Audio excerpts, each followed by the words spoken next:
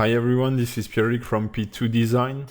In this new tutorial, I will show you how to create a stylized tileable texture using Blender and sculpting. This tutorial is largely based on a tutorial from Fanny, Vergne, which is a texture artist at Laser Entertainment, and Max Puliero, which is pretty known around the Blender community. So a big thanks to them for having shared their tips, and I hope you liked the way I've used them to make this tutorial. Enjoy! So the first thing we will do is simply open Blender, snap our cursor to the origin of the document, the 0 here, so you can set it here, or press Shift S, cursor to center.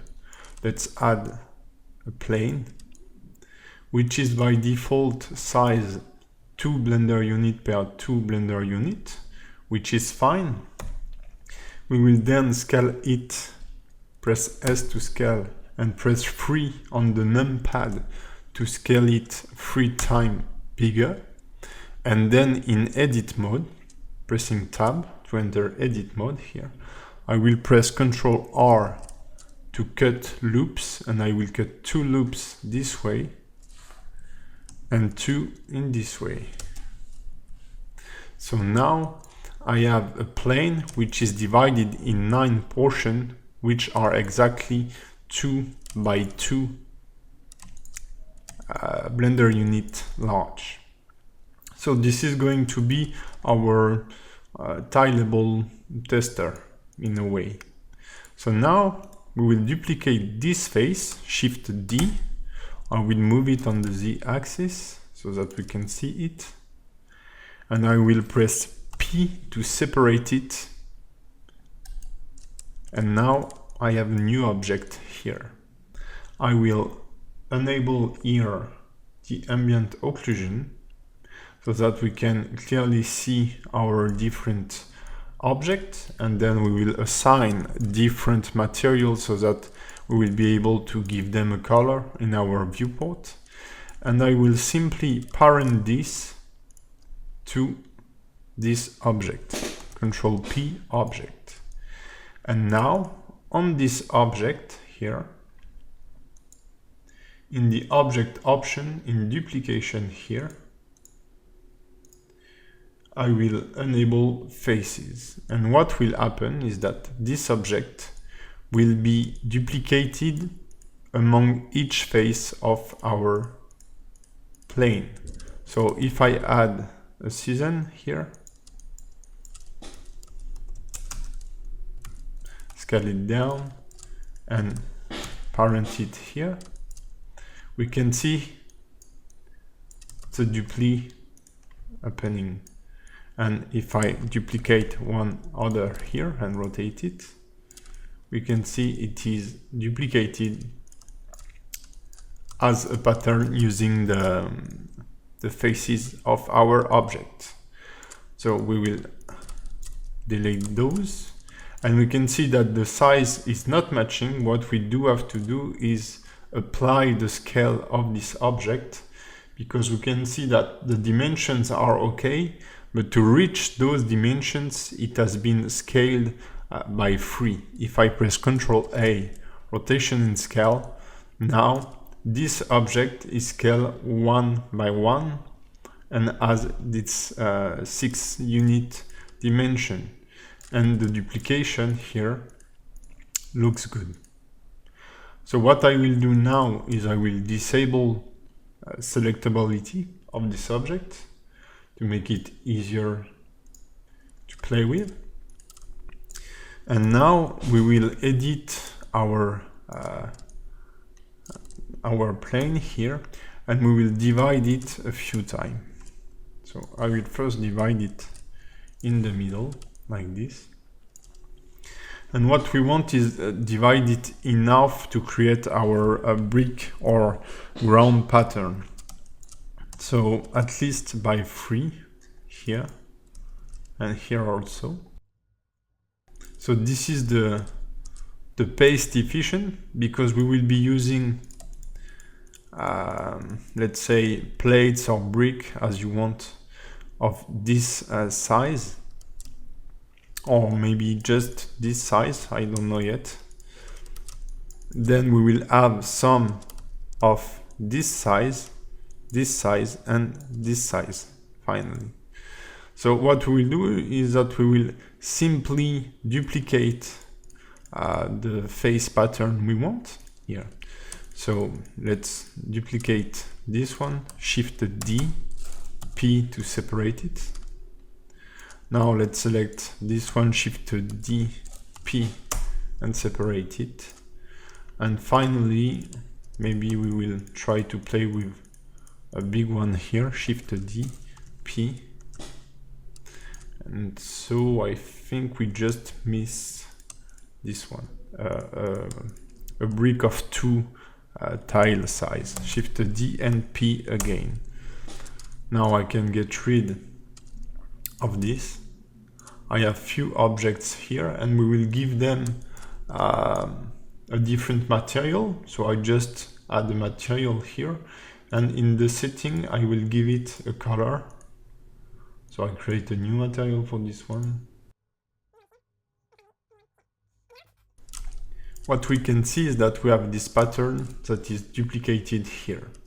So we will now create our tileable grid, and we will go ahead with the pattern creation. So we have set the very basic to start working on our floor pattern here. What we do need now is a camera that will allow us to render the different textures. So I will simply add a camera here. And I will make sure that it is unrotated by pressing Alt-R, and that it is snapped to the center of the document by pressing Alt-G. Now I will do a little something that you don't need to do, is that I will select my base plane and switch it to wire here. And I will click draw all edge so that I can see the grid. Now in camera mode, I will go into top orthographic view, press Ctrl Alt 0 so that the camera is placed in top view, and I will set it to orthographic with a scale of 2.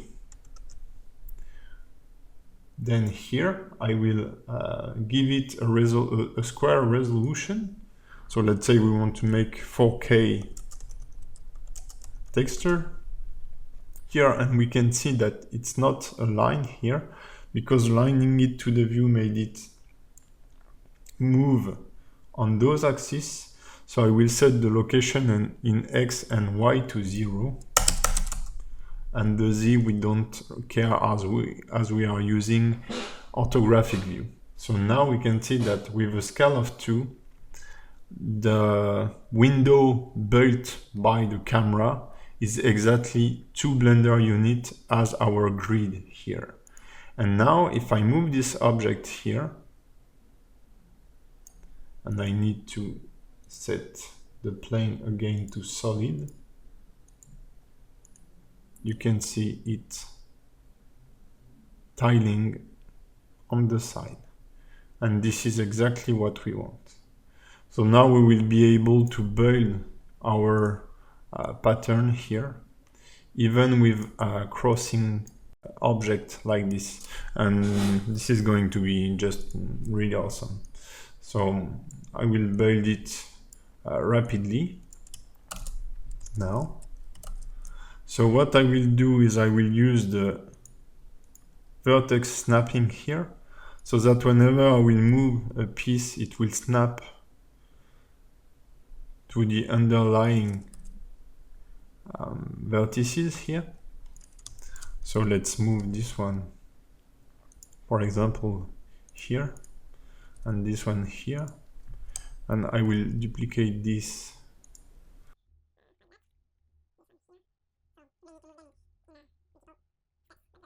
I will rotate it by 90 degrees and give it another color.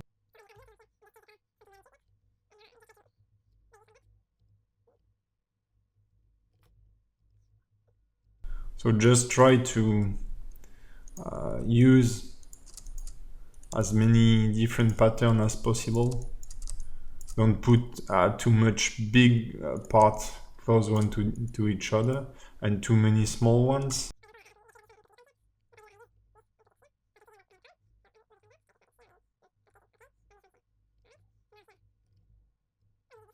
And we could have a square one also that we don't have yet. So I will just edit this one. Shift D, P to separate it. Select this one, create a new material here. And let's make it like purple and move it here.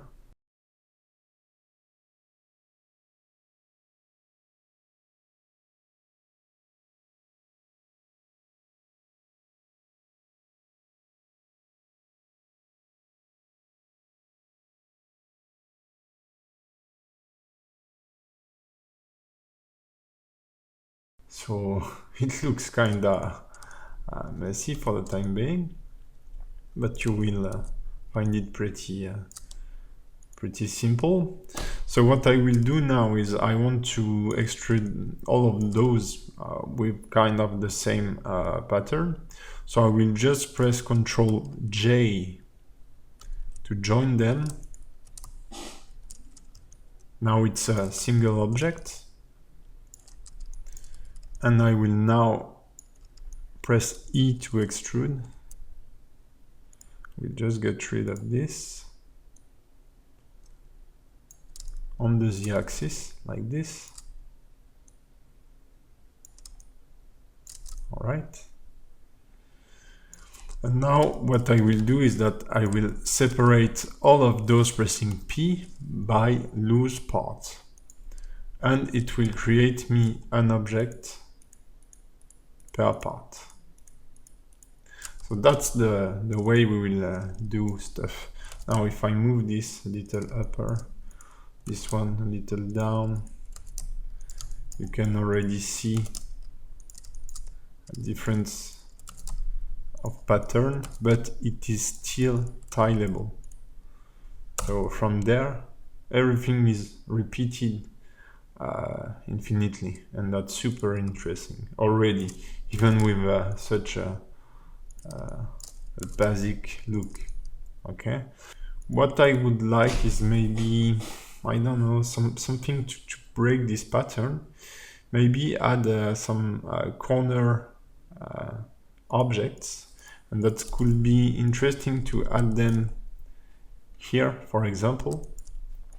So what could it be is I will duplicate this to make my mind clearer and move it like that and give it a new material again. I will rotate it on the Z-axis. So its origin is here. So I will do it in edit mode so that it rotates based on its geometry by 45 degrees. I will move it here somehow and align it like this. Okay, and let's see if we can place another one somewhere.